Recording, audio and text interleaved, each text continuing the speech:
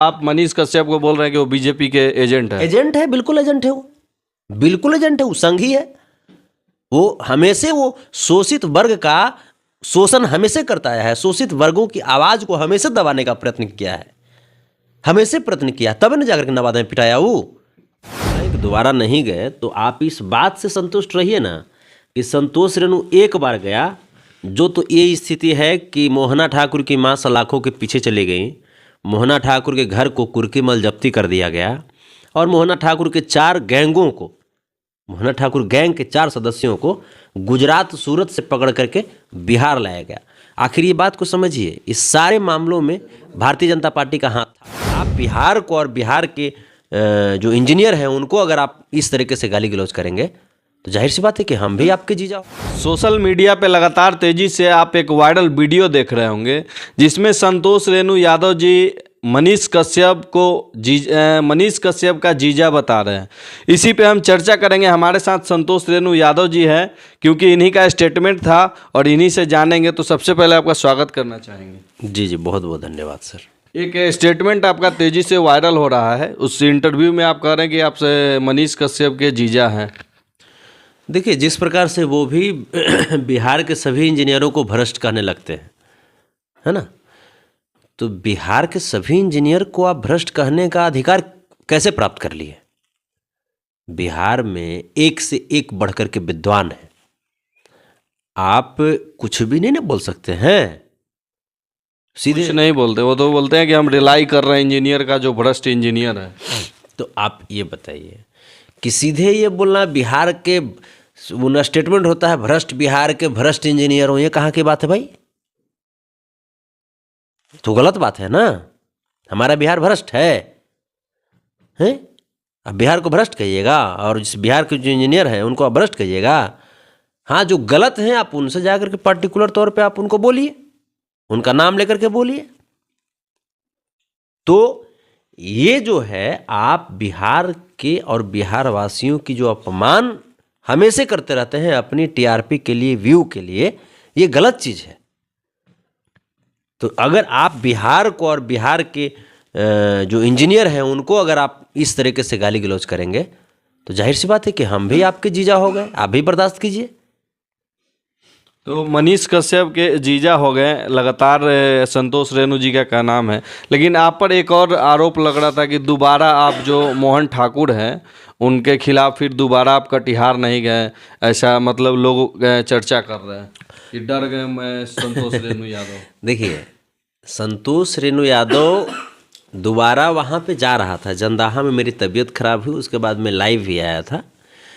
और खैर, जो लोग अगर कुछ बोल रहे हैं कि दोबारा नहीं गए, तो आप इस बात से संतुष्ट रहिए ना कि संतोष रेणु एक बार गया, जो तो ये स्थिति है कि मोहना ठाकुर की मां सलाखों के पीछे चली गई, मोहना ठाकुर के घर को कुर्कीमल जब्ती कर दिया गया और मोहना ठाकुर के 4 गैंगों को, मोहना ठाकुर गैंग के 4 सदस्यों को गुजरात सूरत से पकड़ करके बिहार लाया गया। आखिर ये बात को समझिए, इस सारे मामलों में भारतीय जनता पार्टी का हाथ था। भारतीय जनता पार्टी का हाथ क्लियर हो गया।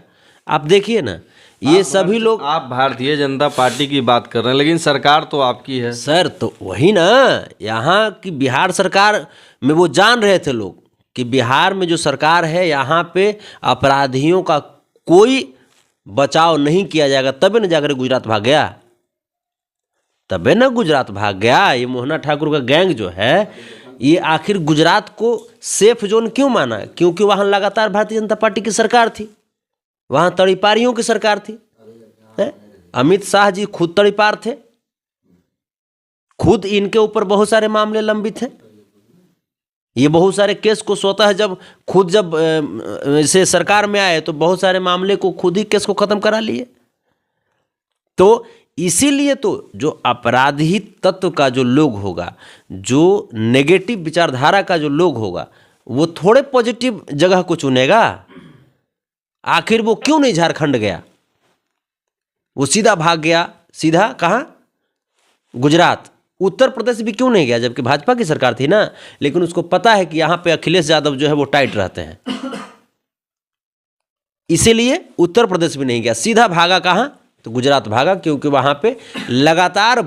लेकिन सरकार आपकी है और अभी तक मोहन ठाकुर का गिरफ्तारी नहीं हुआ। सर सरकार हमारी है, सरकार क्या आपकी नहीं है?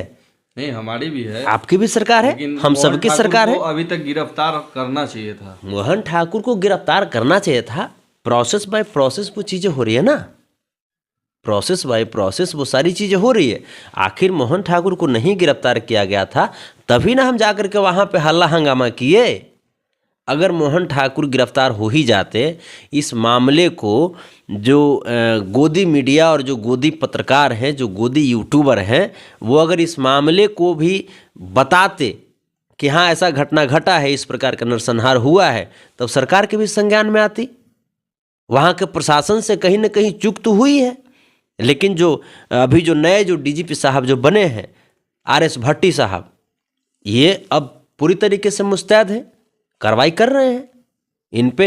हमको शुरू से ही, हमको जिस दिन बने थे उसी दिन से हमको उम्मीद जाग गया था कि अब इस मोहन ठाकुर का प्रकरण जो है, इस प्रकरण में अब कुछ न कुछ कार्रवाई तो होगी, और ये कार्रवाई कर रहे हैं। आप देख रहे हैं कि तमाम लोग जेल में जा रहे हैं।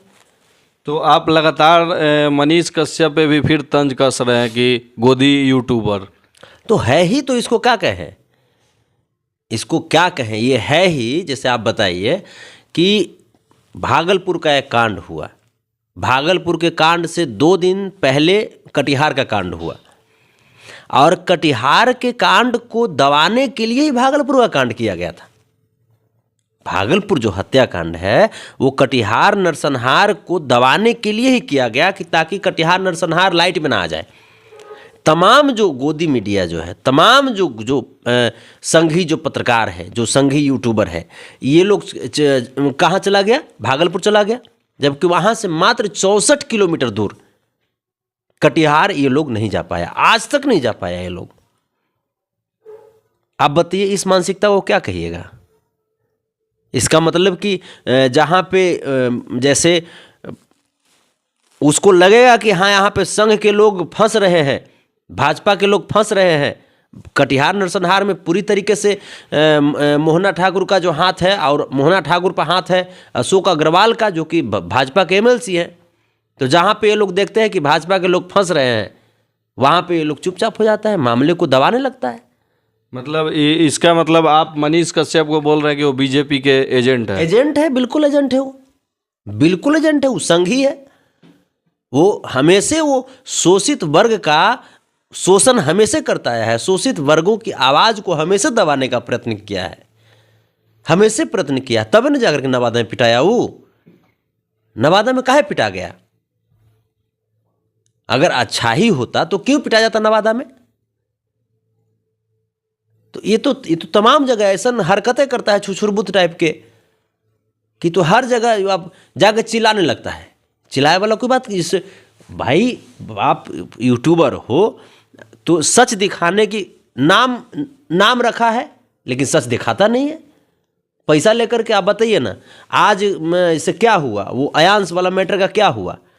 अयांश का पैसा कहाँ चला गया? इतना पैसा डोनेट हुआ था, पूछिए उससे कि वो पैसा कहाँ गया। एक और दीपक शर्मा नाम करके रिक्शा वाला आज कहाँ गायब हो गया? दिखाओ उसको भाई, डोनेट तो किया गया भाई, वो तो आज मैंने ऐसो आराम से वो रह सकता है, इतना पैसा तो उसको मिला था। तो ये दिखाएगा ना कि हाँ दीपक शर्मा आज किस कंडीशन में है, अयांश किस कंडीशन में है। तो संतोष रेणु यादव जी को, इतना बड़ा जो पत्रकार है, आज नंबर 1 सबसे ज़्यादा फॉलोअर के पत्रकार हैं, और गर्व से अपने आप को बोलते भी हैं, बराबर इंटरव्यू में चैनल पे बोल भी रहे हैं कि हम देश के नंबर 1 पत्रकार हैं। तो इतना बड़ा पत्रकार पर इतना गंभीर आरोप लगाना संतोष रेणु को डर नहीं लगता? सर कहने के लिए तो कोई खुद को कुछो कह दे, और नंबर से सर सही और गलत का फैसला नहीं होता है। नंबर से सच और झूठ का फैसला नहीं होता है सर। नंबर से सच और झूठ का फैसला होता तब महाभारत में एक तरफ कौरव की संख्या आप जान ही रहे हैं कितनी थी, लेकिन पांडव मात्र 5 थे। जीत किसकी हुई सर? जीत पांडवों की हुई ना सर, क्योंकि वो सत्य के रास्ते पे थे। तो नंबर भले उसके पास कुछ भी हो, लेकिन हम मानते हैं कि जिन पत्रकार के पास, जिन यूट्यूबर के पास 5 सब्सक्राइबर भी है ना सर, और वो अगर ईमानदारी के साथ काम कर रहे हैं तो उससे लाख गुना बेहतर है, क्योंकि आप झूठ का एक बड़ा पुलिंदा बना लिए हैं। तो झूठ का एक बड़ा पुलिंदा से बेहतर है कि सच का एक छोटा सा जो है ना संग्रह, वो ज़्यादा बेटर है सर। वो जो बनाए हैं ना वो झूठ का पुलिंदा है, नौटंकीबाज है। वो नौटंकीबाज अपने आप को बोलता है, उसको खुद बेरोजगार था, उसको खुद रोजगार नहीं मिला है। उसको भाजपा की सरकार में उसको खुद बेरोजगार कर दिया गया। तो बेरोजगार कर दिया गया तो उसने वो जिम्मा उठाया कि बिहार को भ्रष्ट कहना शुरू कर दिया वो। तो ये कैसे बर्दाश्त करेंगे सर? और जब कर रहे हो, पत्रकारिता कर रहे हो या यूट्यूबर हो, तो फिर ईमानदारी से करो ना, सबकी बात समान तरीके से रखो ना। अच्छा लगा हम लोग का प्रयास कमेंट में ज़रूर बताइएगा और इस वीडियो को शेयर ज़रूर कीजिएगा, ताकि जो भी समाज में संतोष रेणु यादव जी का आवाज़ हो वो प्रत्येक लोगों के पास पहुँचे। जय हिंद।